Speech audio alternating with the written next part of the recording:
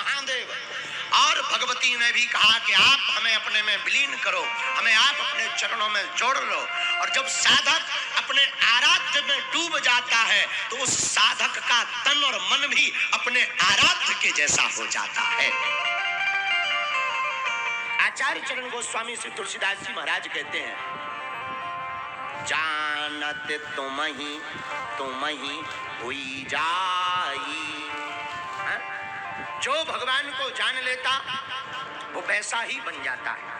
भगवान को जानने वाले, वैसे तो भगवान को समझना बड़ा मुश्किल। कुछ लोगों ने इस दुनिया में भगवान को जानने की कोशिश की, लेकिन उनको ही अब दुनिया नहीं जान रही।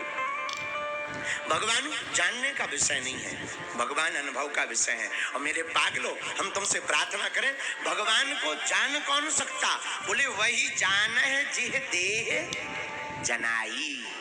जिसको राम जी स्वयं जना दे, जिसको भगवती स्वयं जना देवे, वही भगवती को जान पाएगा।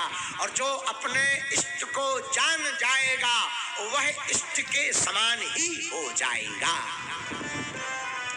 तो पहले तो पार्वती हिमवान की पुत्री थी, लेकिन भगवान शंकर को जानने के बाद, पाने के बाद वह पार्वती शंकर के स्वरूप में ही विलय हो गई और भगवान शंकर का एक रूप अर्धनारीश्वर स्वरूप में हो गया और पार्वती का देह श्वेत वर्ण का हो गया।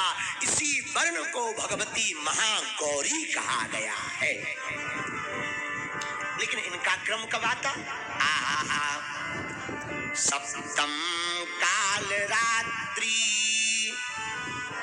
जब 7वें दिन काल रात्रि की पूजा की गई, तब 8वें दिन महागौरी की पूजा की जाती प्रिय साधको।